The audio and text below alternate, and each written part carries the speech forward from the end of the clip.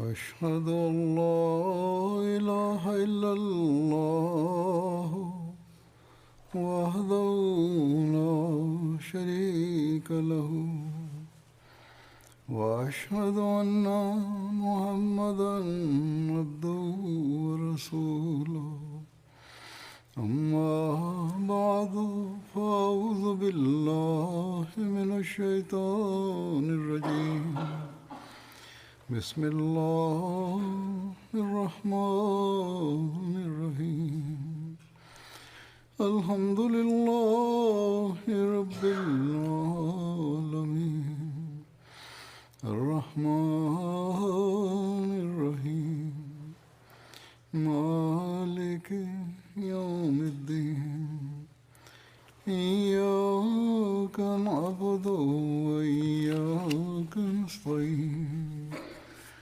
اهدنا الصراط المستقيم صراط الذين أنعمت عليهم غير المغضوب عليهم ولا الضالين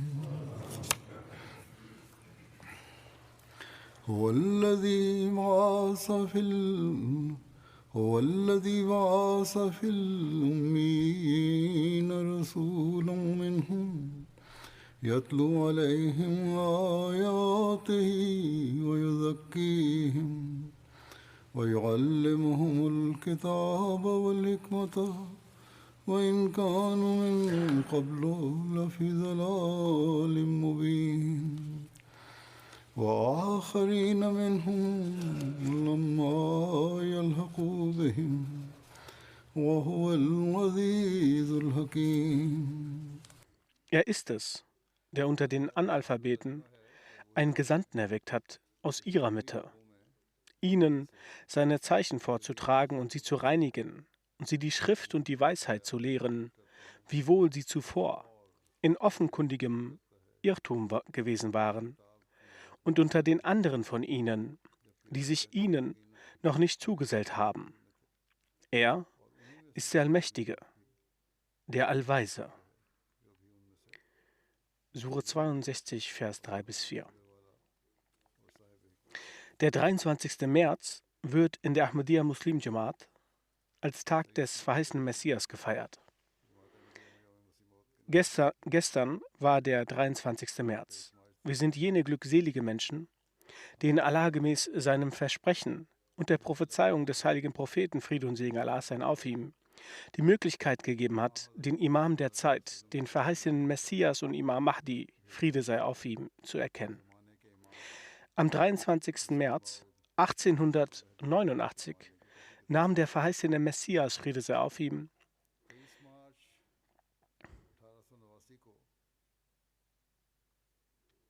in Ludhiana das erste Treuegelübde von aufrichtigen Menschen entgegen.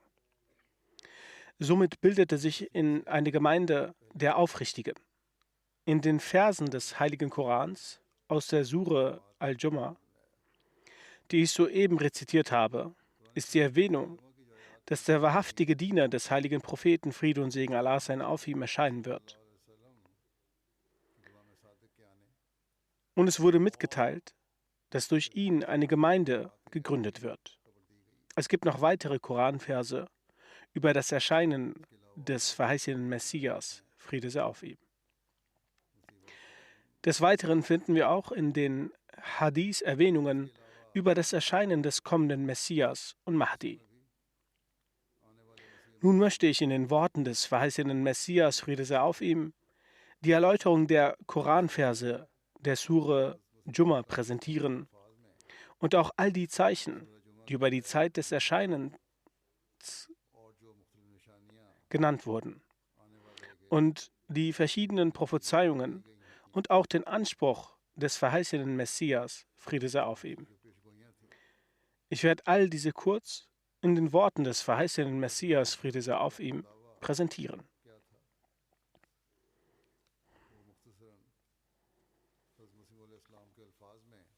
In der Erläuterung dieses Verses schreibt der verheißene Messias, Friede sei auf ihm: Die Erklärung dieses Verses lautet, dass Gott jener Gott ist, der seinen Gesandten in einer solchen Zeit sandte, als die Menschen Wissen und Weisheit nicht mehr in sich trugen. Und das Wissen der Weisheit und Religion, durch das die Seele Vollkommenheit erlangt und der Mensch in Wissen und Handlung Perfektion erlangt, war verschwunden. Jegliche Möglichkeit der eigenen Reform waren verschwunden. Die Menschen waren in einer Finsternis gefangen. Sie waren weit entfernt von Gott und seinem rechten Weg. Dann sandte Allah in einer solchen Zeit seinen Propheten, der des Lesens und Schreibens unkundig war. Dieser Prophet reinigte ihre Seelen und füllte sie mit dem Wissen des Buches und der Weisheit. Das heißt, durch Zeichen und Wunder brachte er sie im Range zu der vollkommenen Überzeugung. Er erleuchtete ihre Herzen mit dem Bewusstsein Gottes. Dann sagte er, dass es noch eine weitere Gruppe gibt, die in der Endzeit erscheinen wird. Auch sie werden sich in Finsternis und Irre befinden. Sie werden entfernt von Wissen, Weisheit und Überzeugung sein. Sodann wird Allah auch sie im Lichte der Gefährten hervorrufen. Das heißt, all das, was die Gefährten erfuhren, werden auch sie erfahren, bis hin, dass ihre Überzeugung und Wahrheit gleich der Überzeugung und Wahrheit der Gefährten wird.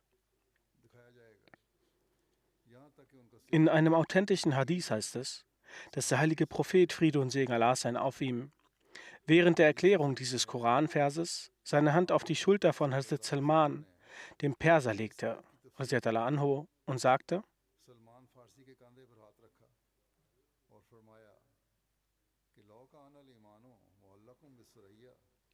Das heißt, wenn selbst der Glaube zum Siebengestirn aufsteigen würde, das heißt aus der Welt vollkommen verschwende, wird eine Person persischer Abstammung den Glauben wiederherstellen. Damit ist gemeint, dass eine Person persischer Abstammung in jener Endzeit geboren wird, über die gesagt wird, dass in ihr der Koran vollkommen verschwunden sein wird. Und das wird die Zeit des verheißenen Messias sein. Mit der Glaube und der Koran ist verschwunden ist gemeint, dass man sich nicht mehr dementsprechend verhält. Und genau diese Zeit wird die Zeit des Erscheinens des verheißenen Messias sein. Und diese Person, persischer Abstammung, ist der verheißene Messias. Weil christliche Angriffe zur dessen Zerstörung der verheißene Messias erscheinen wird, Angriffe auf den Glauben sind. All diese Zeichen wurden über das Zeitalter christliche Angriffe genannt. Es steht geschrieben, dass diese Angriffe immense negative Auswirkungen auf den Glauben der Menschen haben werden. Das ist der Angriff, der mit anderen Worten als Dajjal-Angriff bezeichnet wird. Es steht in den Zeichen, dass zum Zeitpunkt des Angriffs des Dajjal viele unwissende Menschen Gott verlassen werden und bei vielen Menschen wird die Liebe zum Glauben abnehmen. Die große und schwere Aufgabe des verheißenen Messias, Friede sei auf ihm, wird es sein, den Glauben zu reformieren, weil der Angriff auf den Glauben gerichtet ist. Und die Person persischer Abstammung aus dem Hadith Laukana al-Imanu wird es sein, die erscheinen wird, um den Glauben wiederherzustellen.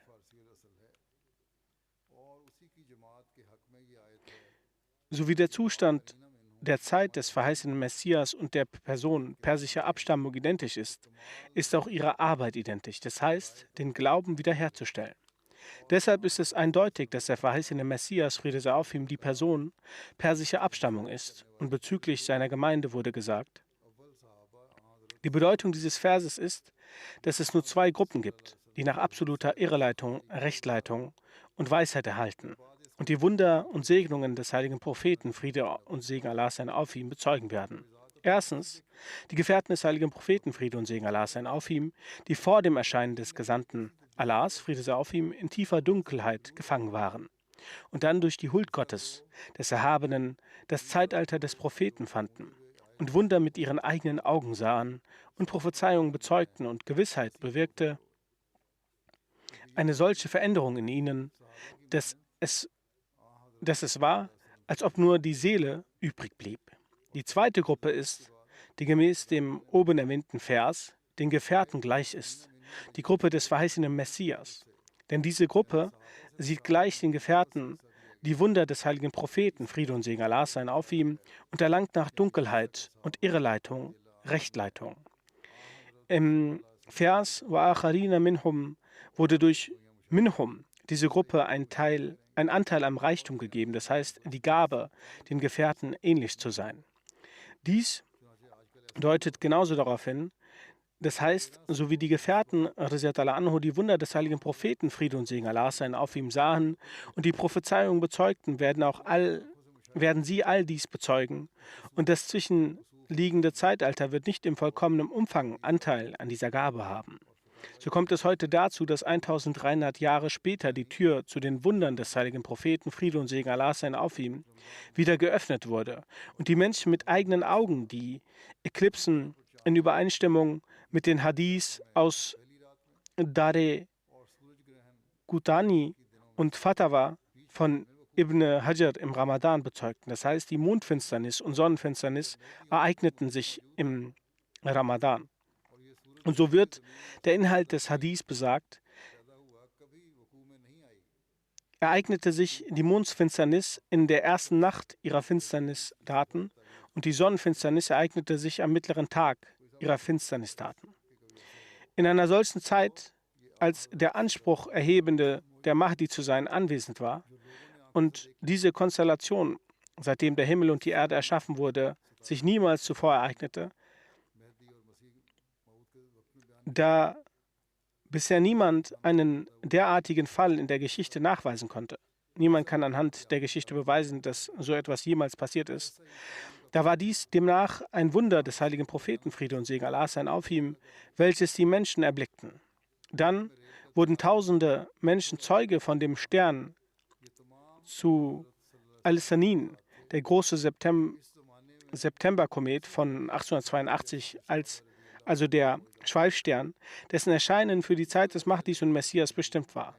Ebenso wie das Feuer Java, welches Hunderttausende Menschen sahen, sowie das Verbreiten der Pest und die Unterbindung der Pilgerfahrt, welches Hunderttausende mit eigenen Augen bezeugen konnten. Die Entwicklung der Eisenbahn im Lande und dadurch das Nutzloswerden der Kamele, dies sind Wunder des heiligen Propheten, Mohammed, Friede und Segen Allahs seien auf ihm, die in dieser Zeit auf dieselbe Art gesehen wurden, so wie die Gefährten Wunder gesehen hatten. Aus genau diesem Grund erwähnt Allah, der Hocherhabene, die letzte Gemeinschaft mit dem Begriff Minhum, unter ihnen, sodass er darauf hindeutet, dass diese Menschen in den Gefährten in Bezug auf die Bezeugung von Wundern gleichartig sind. Denkt doch darüber nach. Wer hat in den letzten 1300 Jahren eine Zeit wie diese gesehen, die auf den Kurs des Prophetentums basiert? In dieser Zeit, in der die Jamaat ins Leben gerufen wurde, ähnelt diese Jamaat aus verschiedenen Gründen den Gefährten, wie die Gefährten erblicken auch sie die Wunder. Heute sehen sie es auch. Sie empfangen ebenfalls durch die Zeichen Allahs und frische Unterstützung das Licht und die Gewissheit, wie es die Gefährten empfingen. So ertragen sie auf dem Wege Allahs die Trauer der Gelächter, Spott, Schmähung, Diffamierung und das Trauma der Kränkung und Beleidigung und Boykottierung seitens der Menschen, so wie es die Gefährten ertrugen. Heute ist es genauso. Sie erreichen durch die klaren Zeichen Allahs himmlische Unterstützungen und Lehre der Weisheit reines Leben, so wie es die Gefährten erreichten. Dafür gibt es unzählige Beispiele. Viele von ihnen weinen im Gebet und vergießen ihre Tränen in der Niederwerfung, so wie die Gefährten weinten. Viele von ihnen empfangen Wahrträume und göttliche Offenbarungen, so wie die Gefährten empfingen. Viele von ihnen spenden für das Wohlgefallen Allahs einen großen Teil ihres hart erarbeiteten Geldes für unsere Bewegung von dem, so wie die Gefährten spendeten. Ihr werdet viele von ihnen vorfinden, die sich stets ihren Tod vor Augen halten und weichherzig sind, auf wahrer Gottesfurcht schreiten, so wie es der Charakter der Gefährten war. Sie sind die Gemeinschaft Allahs, um die sich Allah selbst sorgt und Tag für Tag ihre Herzen reinigt und ihre Seelen mit glaubensstärkenden Weisheiten füllt und durch himmlische Zeichen zu sich zieht, so wie er die Gefährten zu sich zog. Kurzum, In dieser Gemeinschaft sind all die Merkmale vorzufinden, die aus dem Satz Acharina minhum zu verstehen gegeben werden. Schließlich war es unabdingbar, dass sich das Wort Gottes eines Tages bewahrheitete. Und weiter sagt er, um den Vers Acharina minhum wird auch und mit dem Vers Acharina minhum wird auch angedeutet, so wie diese Gemeinschaft des verheißenen Messias, Friede sei auf ihm, der Gemeinschaft der Gefährten ähnelt, so ähnelt auch der Imam dieser Gemeinschaft wie ein Schatten und Ebenbild dem heiligen Propheten, Friede und Segen Allah sein auf ihm. So wie es der heilige Prophet, Friede und Segen Allah sein auf ihm selber erklärt. Dass die Eigenschaft des verheißenen Mahdis, Friede sei auf ihm, sein wird, dass er dem heiligen Propheten, Friede und Segen Allah sein auf ihm, ähneln wird und zwei Parallelen in seinem Wesen vorhanden sein werden. Eine Ähnlichkeit wird mit Jesus einhergehen, weshalb er Messias genannt wird, und eine zweite Ähnlichkeit mit dem heiligen Propheten, Friede und Segen Allah sein auf ihm, weshalb er Mahdi genannt wird. Eben um auf dieses Geheimnis anzudeuten, ist es geschrieben, dass ein Teil seines Körpers der israelischen Gestalt und Farbe entsprechen wird und der andere Teil seines Körpers der arabischen Gestalt und Farbe. Der Messias Jesus, Friede sei auf ihm, erschien in einer Zeit, als sich das Volk Moses aufgrund der Angriffe seitens der griechischen Herrscher in einer prekären Lage befand und die Lehre der Tora und deren Prophezeiungen und Wunder stark kritisiert wurden. Gemäß der Denkhaltung der Griechen wurde Gott als ein Wesen verstanden, welches mit der Schöpfung vermischt ist und kein Wesen sei, das keinen eigenen Einfluss ausübt. Also er sei normal wie die Geschöpfe und er sei nicht der Eigner aller Kräfte. Es sei nicht so, dass er machen könnte, was er will. Das Prophetentum wurde verspottet. Daher beabsichtigte Gott, der Allmächtige, durch die Entsendung von Jesus, der 1400 Jahre nach Moses kam, ein neues Zeugnis über die Gültigkeit des Prophetentums von Moses und die Wahrhaftigkeit dieser Bewegung zu etablieren und das mosaische Gebäude mit neuer Unterstützung und himmlischen Zeugen zu erneuern. In der gleichen Weise wurde auch der verheißene Messias, Friede sei auf ihm, zu Beginn des 14. Jahrhunderts zu dieser Umma gesandt. Dies war auch der Sinn seiner Sendung, nämlich die zahlreichen Angriffe der europäischen Philosophie und des europäischen Antichristen auf den Islam, die Leugnung des Prophetentums, der Prophezeiungen und Wunder des heiligen Propheten, Friede und Segen Allah seien auf ihm, Vorwände gegen die koranischen Lehren sowie die Betrachtung der Segnungen und Erleuchtungen des Islam mit ernstem Spott, all diese Angriffe in Grund und Boden zu zerstören. Und das mohammedanische Prophetentum, tausende Grüße darauf, mit frischer Bestätigung und Unterstützung auf die Wahrheitssucher strahlen. Und dies ist das Geheimnis, dass heute vor 17 Jahren in Brain Ahmadiyya eine Offenbarung darüber festgehalten wurde. Diese Offenbarung von Gott, dem Allmächtigen, wurde an Millionen von Menschen veröffentlicht und lautet: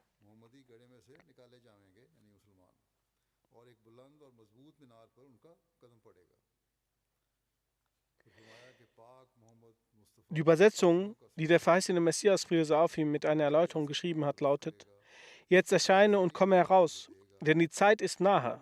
Und jetzt kommt die Zeit, wo die Mohammedaner aus der Grube herausgeholt werden, also die Muslime, und ihr Schritt auf ein hohes und starkes Minarett auftreffen wird. Er, Friede sei auf ihm, sagt weiter: Der heilige Mohammed Mustafa, Friede und Segen Allah seien auf ihm, ist der Anführer der Propheten. Gott wird alle deine Angelegenheiten richten und all deine Ziele dir in Erfüllung gehen lassen. Der allmächtige Herr wird dafür sorgen. Der Zweck dieses Zeichen ist, dass der heilige Koran das Buch Gottes und die Worte meines Mundes sind. Achtet nun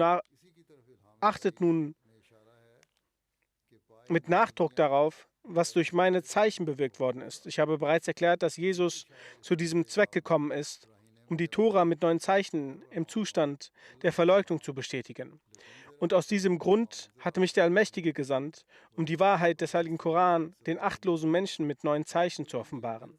In der göttlichen Offenbarung wird angezeigt, dass Mohammed auf das höchste Minarett gefallen ist. Und genau diese Deutung ist in der zweiten Offenbarung in Braine Ahmadiyya.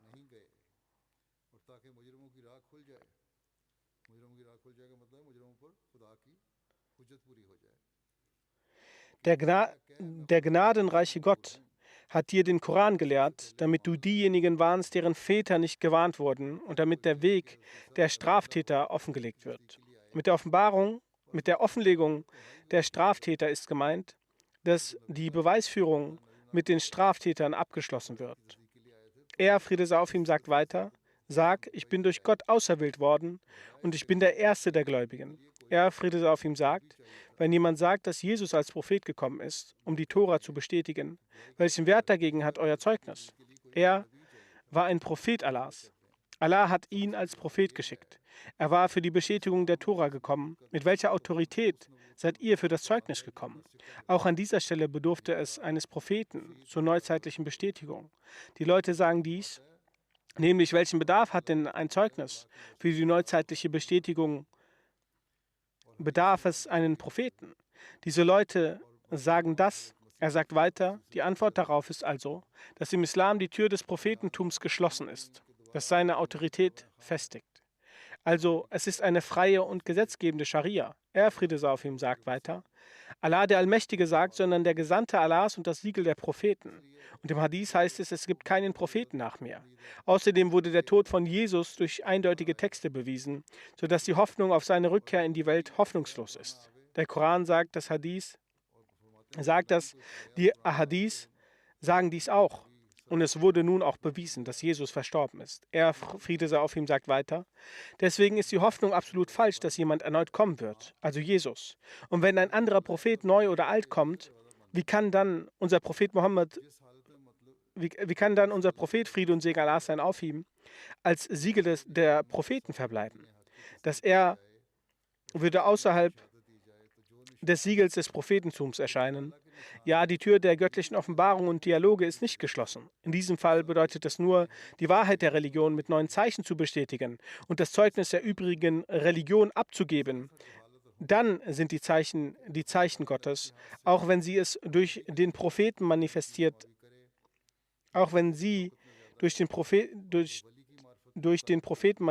sind und ob sie durch den Vormund alle den gleichen Rang haben, weil der Absender derselbe ist. Es ist absolut ignorant und dumm zu glauben, dass wenn Gott der Allmächtige irgendeine Unterstützung aus der Hand des Propheten und durch den Propheten gibt, er dann mächtiger ist.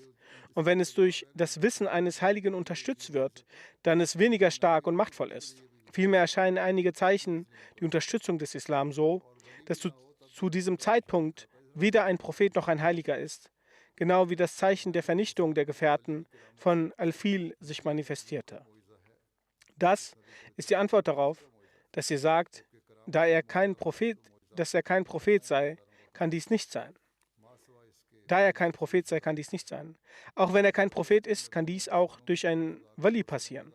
Wenn ihr auch nur so viel akzeptiert, wenn es sogar keinen Heiligen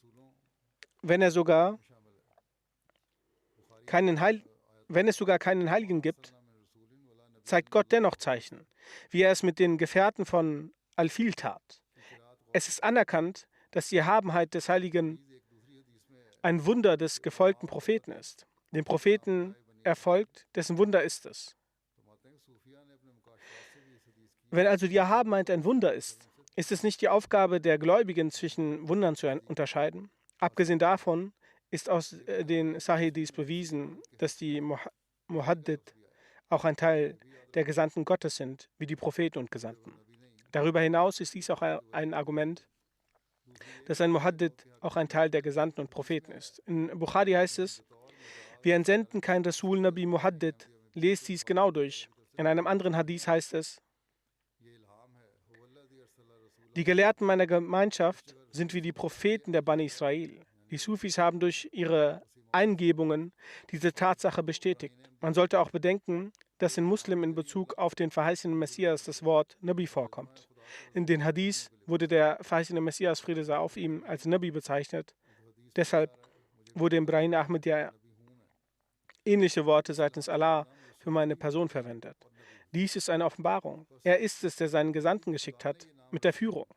Mit Gesandten ist hier meine Wenigkeit gemeint. Dann gibt es in Brahim Ahmadiyya auch diese Offenbarung. Gott ist Gesandter im Gewand der Propheten. In dieser Offenbarung wurde ich sowohl Rasul als auch Nabi bezeichnet. Wenn Gott solche Namen für eine Person gewählt hat, dann ist es überaus hochmütig, diese Person als eine übliche Person anzuerkennen. Die Zeugnisse Allahs können niemals erschöpfen, sei es durch einen Nabi oder durch einen Muhaddith. Die Wahrheit ist, dass das Prophetentum und der Segen des heiligen Propheten Mohammed, Friede und Segen Allah sein auf ihm, ein Ebenbild erschaffen und der Titel Wali umsonst einhergeht. Ein wahrhaftiger Wali erlangt durch den Propheten, Friede und Segen Allah sein auf ihm, seinen Glanz, nicht umgekehrt. Über seinen Anspruch sagt er, Friede sei auf ihm: Als Allah die vorherrschende Situation entsprechend und die Welt voller Unglaubens, Ungehorsam und Übel vorfand, erwählte er mich aus, um die Wahrheit zu verbreiten und zu reformieren. Es war eine solche Zeit, in der die Menschen das 13. Jahrhundert bereits verlassen hatten und in das 14. Jahrhundert eintraten. Dann habe ich dieser Anweisung Folge leistend durch schriftliche Artikel und Ansprachen meine Verkündigung im Volk gestartet, dass jene Person, die zu Beginn dieses Jahrhunderts für die Belebung des Glaubens erscheinen sollte, meine Wenigkeit ist, damit der Glaube, der von der Erde verschwunden ist, wieder etabliert wird und damit ich durch Allahs Kraft und seine Anziehung die Menschen zur Reue, Gottesfurcht und Tugend lenke und ihre Fehler und Schwächen beseitige. Nach einigen Jahren habe ich die Offenbarung erhalten, dass jener Messias, der von Anfang an für diese Gemeinschaft verheißen war, und jener letzte Mahdi, der in Phase der islamischen Dekadenz und in jener Zeit erscheinen sollte, in welcher der Unglaube verbreitet wird und er durch Rechtsleitung Allahs die himmlische Nahrung erneut den Menschen präsentieren sollte, dessen frohe Kunde der heilige Prophet, Friede und Segen Allahs sein auf ihm, bereits vor 1300 Jahren gegeben hatte, meine Wenigkeit ist. Ich habe so klare göttliche Eingebungen und Offenbarungen diesbezüglich erhalten, dass es keinen Raum für Zweifel gibt. Jede Offenbarung, die ich bekam, hämmerte wie ein Nagel in mein Herz.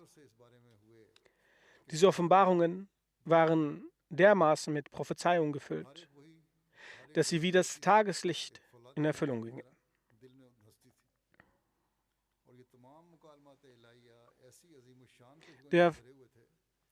Dann schreibt der verheißene Messias, Friede sei auf ihm: Zu einer Zeit, wenn das Licht der Gotteserkenntnis dermaßen schwindet, dass es schließlich unter dem Schleier von 1000 sinnlichen Finsternissen eingehüllt wird, ja, so sehr schwindet, dass die meisten Menschen fast schon zu Atheisten werden und die Erde sich mit Sünden und Ignoranz und Dreistigkeit anfüllt, dann verlangt die Erhabenheit, Glorie und Ehre Gottes, dass er sich nochmals den Menschen offenbart. Gemäß seiner seit jeher bestehenden Praxis hat Gott in unserer Zeit, die solche Zustände und Zeichen in sich vereint, mich zu Beginn des 14. Jahrhunderts für die Reformation des Glaubens und die Erlangung von Gotteserkenntnis gesandt. Mit seiner Unterstützung und seiner Gunst offenbaren sich mir himmlische Zeichen. Entsprechend seinem Willen und Beistand werden meine Gebete erhört und mir wird das Wissen des Verborgenen kundgetan. Wahrheiten und Erkenntnisse aus dem Koran werden mir verkündet und die Komplikationen der Scharia werden gelöst. Und ich schwöre bei Gott, dem Erhabenen, der ein Feind der Lüge ist und denjenigen vernichtet, der eine Lüge erdichtet, dass er mich gesandt hat. Ich wurde durch ihn zur rechten Zeit gesandt und gemäß seiner Anweisung habe ich mich erhoben. Und er steht mir bei all meinen Unternehmungen zur Seite. Er wird mich nicht verwerfen, noch wird er meine Gemeinde untergehen lassen, solange er nicht all seine Vorhaben umgesetzt hat, die er zu tun vermag.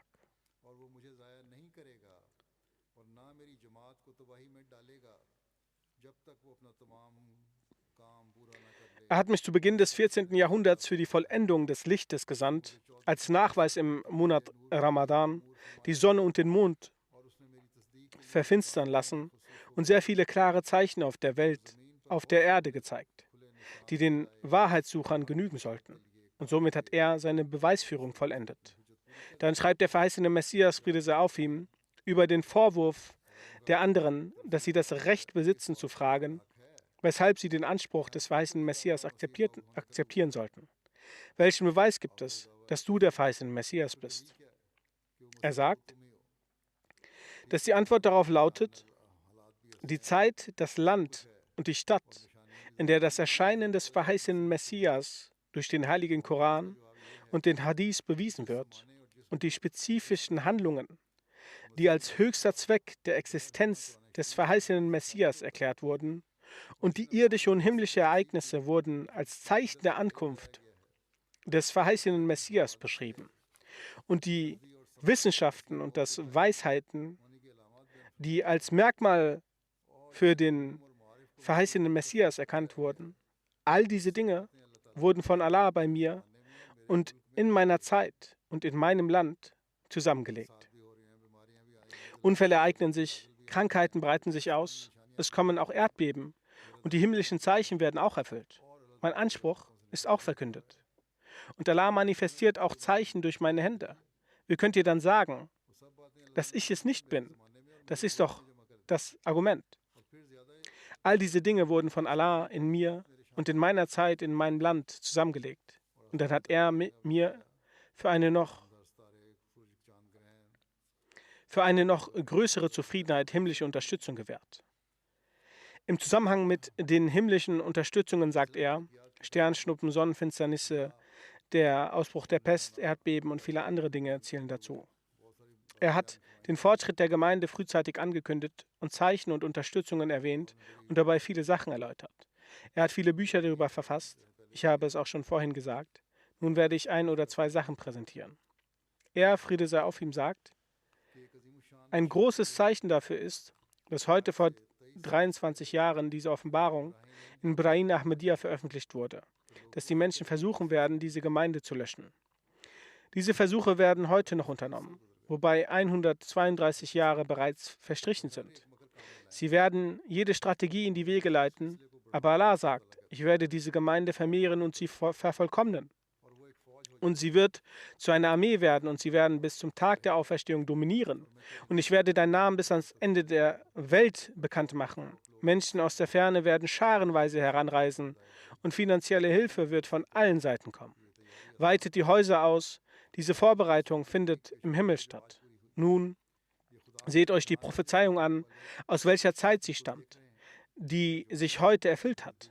Das sind die Zeichen Gottes, die jene Menschen sehen, die Augen haben. Aber nach der Ansicht derjenigen, die blind sind, haben sich die Zeichen noch nicht ereignet. Wie ich schon sagte, sie sind sehr detailliert. Einige weitere Zeichen werde ich nun erwähnen. Der verheißene Messias, Friede sei auf ihm, sagte in Bezug auf wissenschaftliche Zeichen und Bestätigungen: Einmal kam in Guardian ein Hindu zu mir, dessen Namen ich nicht mehr weiß. Dann steht geschrieben, dass ich mich erinnerte, dass sein Name Swami Shogan Chandar war. Und er sagte, ich möchte eine religiöse Versammlung veranstalten. Diese Versammlung wurde unter dem Namen Maudu So Jalse Azam Madhab bekannt. Ich möchte ein religiöses Treffen abhalten. Sie sollten auch einen Artikel über die Vorzüge ihrer Religion schreiben, damit es in dieser Versammlung vorgetragen werden kann. Ich entschuldige mich, aber er beharrte darauf, dass ich schreiben soll. Da ich weiß, dass ich nichts aus eigener Kraft tun kann, ich habe gar keine Kraft in mir. Ohne den Ruf Gottes kann ich nicht sprechen und ich kann nichts sehen, ohne dass Gott es mir zeigt. Aus diesem Grund habe ich zu meinem Herrn gebetet, dass er mir einen solchen Artikel eingeben soll, der alle Reden dieser Versammlung überwiegen würde. Ich sah nach dem Gebet, dass mir eine Kraft eingehaucht wurde. Ich spürte eine Bewegung dieser himmlischen Kraft in mir. Meine Freunde, die damals anwesend waren, wissen, dass ich keinen Entwurf dieses Artikels geschrieben habe. Was immer ich geschrieben habe, habe ich spontan geschrieben. Und ich habe so schnell und hastig geschrieben, dass es für den Schreiber schwierig wurde, so schnell eine Kopie davon zu schreiben. Als ich den Artikel beendet hatte, erhielt ich folgende Offenbarung von Gott. Der Artikel wird dominieren. Kurzum, als dieser Artikel in dieser Versammlung verlesen wurde, war die Zuhörerschaft zum Zeitpunkt der Lektüre in eine Atmosphäre der Ekstase versetzt. Es herrschte ein Zustand der Ekstase. Der Präsident der Versammlung, unter dessen Präsidentschaft diese Versammlung stattfand, sagte intuitiv, dass dieser Artikel über allen anderen stehe. Eine englische Zeitung, die Civil Military Gazette aus Lahore, bezeugte ebenfalls, dass diese Abhandlung alle anderen übertroffen hat. Etwa 20 urdusprachige Zeitungen gaben das gleiche Zeugnis kund. Mit Ausnahme einiger weniger voreingenommener Personen war es in dieser Konferenz in aller Munde, dass diese Abhandlung gesiegt hatte. Bis zum heutigen Tage gibt es Hunderte von Menschen, die immer wieder das gleiche Zeugnis ablegen. Auch heute, in dieser Zeit, gibt es Menschen, die es lesen und die Ahmadiyya annehmen. Also das Buch Die Philosophie des Lehren des Islam. Sodann erfüllte sich mit dem Zeugnis einer jeden Glaubensrichtung sowie mit dem Zeugnis der englischen Zeitungen meine Prophezeiung, wonach die Abhandlung alle anderen übertreffen wird. Diese Herausforderung war gleichsam jener, die der Prophet Moses in Opposition zu den Zauberern annehmen musste. Denn in dieser Konferenz sprachen Vertreter verschiedener Denkschulen über ihren jeweiligen Glauben. Einige von ihnen waren Christen, andere Hindus, der Sanatan Dharma oder Arya Samaj. Wiederum andere waren Brahmanen oder Sikhs oder aber Muslime, die uns feindlich gesinnt sind. Sie alle hatten ihre Stäbe in imaginären Schlangen verwandelt. Doch als Gott den Stab der Wahrheit des Islams in Form einer reinen und tiefgründigen Abhandlung gegen sie warf, da verwandelte er sich in eine Python und verschlang sie alle. Bis heute sind die Menschen voller Lob für die Abhandlung, die von meiner Zunge floss. So sei Allah für all das gepriesen. Eine weitere Prophezeiung erwähnen, sagt er, Friede sei auf ihm. Es ist ein Zeichen Gottes, welches in Brain Ahmadiyya erwähnt wurde. Und es ist dieses: Barmherzigkeit fließt von deinen Lippen, o Ahmad. So wird dies seit vielen Jahren bestätigt. Viele Bücher in Eloquenz und redegewandtes Arabisch wurden verfasst. Mit Belohnungen von mehreren tausend Rupien wurden den Gelehrten des Islam und den Christen vorgelegt. Aber keiner hat es gewagt und keiner stellte sich gegen mich auf. Ist das ein Zeichen Gottes oder die Täuschung des Menschen? Leute reden zwar viel, auch heute noch, aber damals kam keiner zum Duell.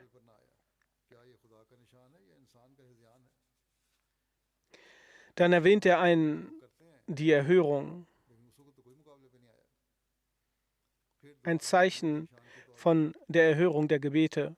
Und er erwähnt ein Gebet, das erhört wurde. Es gibt viele Zeichen, eins lege ich vor. Das 5. Zeichen, das sich in diesen Tagen manifestierte, war eine der Gebetsannahmen, die in der Tat der Auferweckung der Toten gleichkam. Die Einzelheiten dieser Angelegenheit sind wie folgt. Abdul Karim, Sohn von Abdurrahman, der aus Hyderabad, Deshan stammt, ist ein Schüler unserer Schule. Er wurde von einem tollwütigen Hund gebissen und wir schickten ihn nach Kasauli, wo er sich für ein paar Tage behandeln ließ und danach nach Qadian zurückkehrte. Ein paar Tage später begann er jedoch Anzeichen von Wahnsinn zu zeigen, welche typische Symptome sind, wenn man von einem tollwütigen Hund gebissen wird. Er wurde hydrophob und sein Zustand verschlechterte sich rapide. Ich war zutiefst bewegt von Mitgefühl für diesen armen Jungen, der so weit weg von seinem Zuhause war, und ich verspürte einen besonderen Drang, für ihn zu beten. Alle dachten, der arme Junge würde innerhalb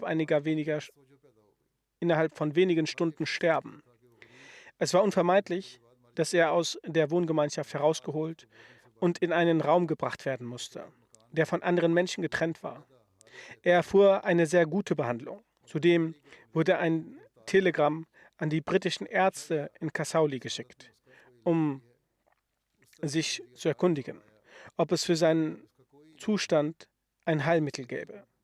Per Telegramm ging die Antwort ein, dass für ihn kein Heilmittel existiere. Das verstärkte mein Mitgefühl für ihn. Ja, ich war zutiefst besorgt über diesen armen Jungen, der weit weg von seiner Heimat war. Auch meine Freunde bestanden darauf, für ihn zu beten, denn sein erbarmungswürdiger Zustand weckte großes Mitgefühl. Ich hatte auch die Befürchtung, dass die Feinde die Gelegenheit bekommen würden, zu frohlocken, sollte er unter diesen furchtbaren Umständen zu Tode kommen. Dies verstärkte mein Mitgefühl für ihn und ich war auf außergewöhnliche Weise zutiefst bewegt. Ich hatte ein Gefühl, das nicht aus eigenem Willen erzeugt werden kann. Vielmehr kann es nur von Gott, dem Allmächtigen, selbst bewirkt werden. Sobald ein solcher Zustand eintritt, ist er so wirksam, dass er mit Gottes Einwilligung beinahe sogar die Toten wieder zum Leben erwecken kann. Kurzum, mir wurde der Zustand des vollkommenen Vertrauens in Allah gewährt. Und als meine Sorge um ihn nicht größer werden konnte und die Pein mein Herz ergriff, begann der Patient, der so gut war wie tot, Zeichen der Genesung zu zeigen. Derjenige, der große Angst hatte vor Wasser und Licht, nahm sofort eine Wendung zum Besseren und sagte, dass er keine Angst mehr vor Wasser habe. Ihm wurde Wasser gegeben, das er furchtlos trank. Dann vollzog er damit die rituelle Waschung, verrichtete sein Gebet und schlief die Nacht durch. Sein schrecklicher, wilder Zustand verschwand und er erholte sich innerhalb weniger Tage vollständig.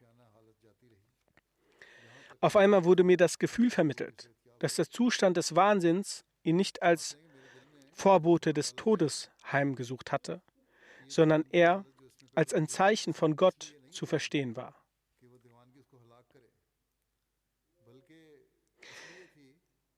Kenntnisreiche Menschen wissen, dass es niemals vorgekommen ist, dass eine Person, die von einem tollwütigen Hund gebissen wurde und typische Symptome von Tollwut aufweist, überlebt hat. Gibt es einen stärkeren Beweis dafür als die Tatsache, dass die offiziell beim Pasteur Institute of India, Kasauli, tätigen medizinischen Spezialisten als Antwort auf unser Telegramm kategorisch bestätigten, dass für Abdul Karim jetzt nichts mehr getan werden kann? Al-Dikatul Wahi, Seite 784. Das Zeichen bezüglich Dawi erwähnend, spricht er, Friede sei auf ihm, weiter. Folglich sorgte Gott auch dafür, dass Dr. Dawi dem Ansehen und Ehre zuteil wurden, wie es den Königen in Amerika und Europa vorbehalten ist. Infolge meiner Mubaila, Gebetsduell, und meines Gebets dahin schied, wodurch eine ganze Welt sich mir zugewandt hat. Dieses außergewöhnliche Ereignis wurde in allen führenden Zeitungen der Welt rezipiert und ist allseits bekannt und berühmt geworden. Hakikatul Wahi, Seite 1910.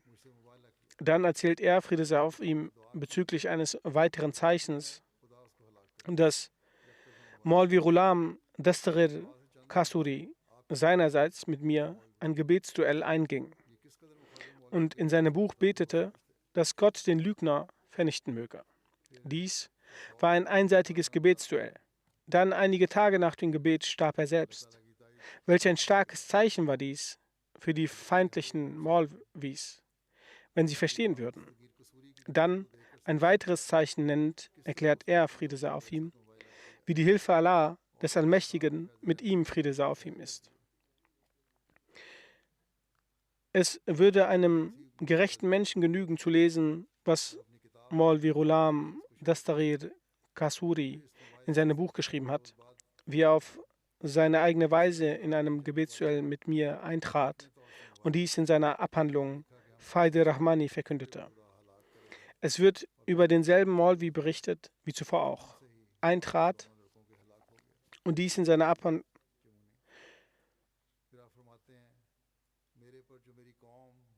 und wie er nur in wenigen Tagen das Ende seiner Tage erlebte.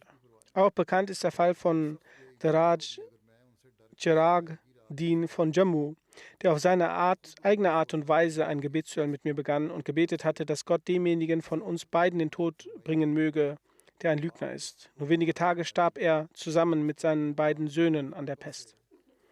Dies war ein weiterer Maulvi namens Jamuni. Weiter sagt er, Friede sei auf ihm, ich kümmere mich nicht im geringsten um die verschiedenen Einwände, die mein Volk gegen mich erhebt. Und es wäre blanke Treulosigkeit meinerseits, verließe ich den Weg der Wahrheit aus Angst vor ihnen. Sie sollten für sich selbst darüber nachsinnen, dass Gott einen Menschen von sich aus mit geistiger Einsicht ausgestattet hat, ihm den Weg gezeigt hat, ihn mit seiner Anrede und Kommunikation gesegnet hat und tausende von Zeichen manifestiert hat, um seine Wahrhaftigkeit zu beweisen. Wie könnte dieser Mensch dann sein Antlitz von dieser Sonne der Wahrheit abwenden, indem er die abweichende Meinung eines Widersachers als etwas von Belangen erachtet? Er kann also nicht von Menschen beeinflusst die Wahrheit verlassen. Er, Friede sei auf ihm, sagt, zudem bin ich nicht beunruhigt darob, dass meine Gegner, und zwar sowohl intern als auch extern,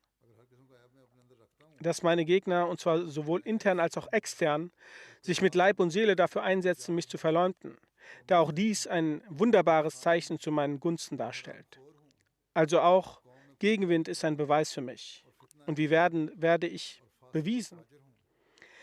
Der Grund dafür ist ja, wenn ich jede Art von Übel in mir trage, sie sagen, dass ich, Friede sei auf ihm, dieses und jenes Übel in mir trage, und wie sie behaupten, ein Säumiger, ein Lügner, ein Antichrist, ein Schwindler, ein Betrüger, ein Verräter und ein Korrupter bin, wenn ich ein Schisma zwischen den Menschen geschaffen habe, wenn ich ein Unheilstifter und ein Übeltäter und Unmoralischer bin, wenn ich seit fast 30 Jahren Gott falsche Aussagen zuschreibe und Schimpfworte gegen gute und rechtschaffene Menschen gebraucht habe, wenn in meiner Seele nichts anderes ist als Übel, Bosartigkeit, Bosheit, Gemeinheit und Egoismus, wenn ich ein Unternehmen ins Leben gerufen habe, mit dem bloßen Ziel, die Welt zu täuschen, wenn ich, Gott bewahre, nicht einmal an Gott glaube, wenn es kein Übel gibt, das nicht nur in mir zu finden ist und ich alle Sünden dieser Welt in mir vereine und meine Seele voll von jeder Art von Unrecht ist, wenn ich den Reichtum vieler Menschen an mich gerissen,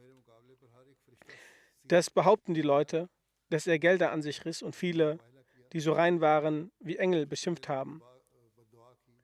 Wenn er also reine Menschen beleidigt hätte und wenn ich in jeder Art von Übel und Betrug jedermann übertroffen habe, was dann ist das Geheimnis dahinter, dass, obwohl ich derjenige gewesen bin, der böse, gemein, hinterhältig und lügnerisch war, wann immer ein sogenannter heiliger Mensch sich erhob, um sich mir entgegenzustellen, er selbst zerstört wurde.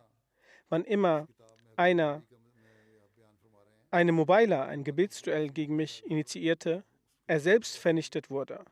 Wann immer einer mich verfluchte, er selbst seinem eigenen Fluch zum Opfer fiel. Und wann immer einer vor Gericht gegen mich kämpfte, er selbst besiegt wurde. Er trüge sämtliche Übel in sich, doch jeden, der ihn rivalisierte, würde Allah der Allmächtige vernichten und ihm würde er den Sieg gewähren. Das seien merkwürdige Anschuldigungen gegen ihn. Er schreibt in das Wesen der Offenbarung: In diesem Buch werdet ihr die Beweise für die Ereignisse beispielhaft gegenwärtigen können. In diesem Buch hat er viele Beispiele genannt. Wenn jemand es lesen würde, würde er darin unzählige Zeichen sehen. Er schreibt: Es hätte also zum Zeitpunkt solcher Auseinandersetzungen geschehen müssen, dass sie selbst hätte umkommen oder vom Blitz getroffen werden müssen. Es hätte sein müssen, dass er vernichtet worden wäre, wenn er sämtliche Übel in sich trüge. Ihn hätte der Blitz treffen müssen. Zudem wäre es nicht nötig gewesen, dass sich jemand gegen mich stellt. Wenn dem gewesen wäre, hätte sich ihm niemand entgegensetzen müssen. Denn Gott selbst ist der Feind eines Verbrechers. Wenn er ein solcher Verbrecher gewesen wäre, wäre Gott selbst zu seinem Feind geworden. Allah, der Allmächtige, möchte schließlich keinen Unfrieden auf Erden. Er schreibt: So überlegt, um Gottes Willen, warum das Gegenteil der Fall ist. Warum sind die Frommen gestorben, als sie sich mir widersetzten? Die namentlich Frommen, und warum hat Gott mich in jeder einzelnen Konfrontation gerettet? Gereicht dies nicht als ein Wunder zu meinen Gunsten? Diese Anschuldigungen, die sie stellen würden an sich sein Wunder darstellen. Und dies beweise seine Wahrhaftigkeit. Also bin ich dankbar, dass selbst die mir zugeschriebenen Übel Beweis sind für ein wundersames Zeichen meiner. Dies waren einige Beispiele und Dinge, die ich aus den Schriften des verheißenen Messias, Friede sei auf ihm, knapp dargelegt habe. Wenn die Gegner doch nur seine Bücher lesen würden, wenn sie die Zeichen und Unterstützungen Allahs für ihn sehen, diese sind nicht nur auf ein paar Seiten zu finden, sondern umfassen, wie ich eben sagte, zahlreiche Bücher. Wenn Sie doch auf die Notwendigkeit der jetzigen Zeit schauten, die Gelehrten, die Einwände erheben, erkennen selbst, dass das jetzige Zeitalter einen Reformer und Mahdi verlangt.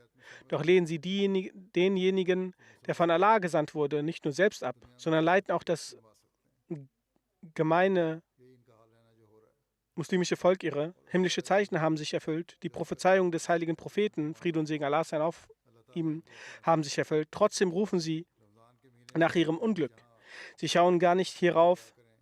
Wenn die Muslime heute diese Realität verstehen, dass der Messias und Mahdi, der kommen sollte, schon gekommen ist und dass genau er der wahrhaftige Diener und wahrhaftige Liebende des heiligen Propheten, Friede und Segen Allah sein auf ihm ist und dass das Leisten des Treuegelöbnisses auf ihn, auf Geheiß des heiligen Propheten, Friede und Segen Allah sein auf ihm notwendig ist und dann mit absoluter Treue sich seiner Anhängerschaft anschließen, dann können die Muslime ihre Überlegenheit in der Welt beweisen. Wenn nicht, wird ihr Zustand sich nicht verändern, nachdem sie ihn aber angenommen haben, können sie die huldvollen Segnungen Allahs für sich gewinnen. Möge Allah, der Hocherhabene, ihnen das Verständnis dafür geben. Während die Ahmadis nun im Ramadan für sich beten, da sollen sie auch für die Jamaat beten, dass sie vor jedem Übel geschützt bleibt. Beten sie auch für die muslimische Umma, dass Allah ihr die Augen öffnet und sie aus den Finsternissen herausholt und dass er ihnen das Verständnis dafür gewährt, dass Hazrat Mirza Ghulam Ahmad Qadiani, der verheißene Messias und Mahdi, Friede sei auf ihm, ist und seine Gemeinde, die den Rang des heiligen Propheten, Friede und Segen Allah sein auf ihm, als Siegel der Propheten wahrhaftig verstehen. Die Ahmadis in Pakistan sollten ganz besonders für ihr Land beten und für die Ahmadis in Pakistan, dass Allah, der Allmächtige, das Land vor den Unruhestiftern und Randalierern und selbstsüchtigen Kräften und Führungspersonen beschützt. Beten Sie genauso für die Ahmadis in Burkina Faso, dass Allah sie vor jedem Übel in Sicherheit bringt. Denken Sie in Ihren Gebeten auch ganz besonders an die Ahmadis in Bangladesch. Zu jedem Freitagsgebet ist man dort irgendeiner Gefahr ausgesetzt. Beten Sie auch für die Ahmadis weltweit. Möge Allah jeden Ahmadi vor jeglichem Übel bewahren und jedem Ahmadi Standhaftigkeit gewähren und ihn im Glauben mehren. Beten Sie auch dafür, dass die Welt vor Zerstörung errettet wird. Angesichts der heutzutage vorherrschenden Zustände steht die Welt am Rande einer Feuergrube. Zum einen mehren sich reale Kriege, weshalb es auch zur Zerstörung kommen wird. Und zum anderen haben auch moralische Missetaten ebenfalls einen Höhepunkt erreicht. Nicht, dass die Menschen, so wie sie Allah, den Allmächtigen, verlassen, den Zorn Allahs, des Allmächtigen, auf sich ziehen und aufgrund dessen Allahs, des Allmächtigen, Strafe sie trifft. Möge Allah, der Allmächtige, alle Ahmadis vor jedem Übel bewahren, sie dazu befähigen, ihre Pflichten und Rechte zu erfüllen und sie vor jeder Katastrophe schützend in seinen Schutz und Obhut nehmen.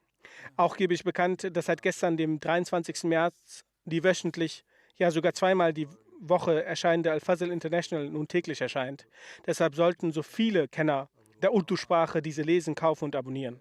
Möge Allah, der Allmächtige, alle dazu befähigen, hiervon Nutze zu ziehen und auch die Autoren der Al-Fazl-Artikel dazu befähigen, dass sie hervorragende Artikel verfassen.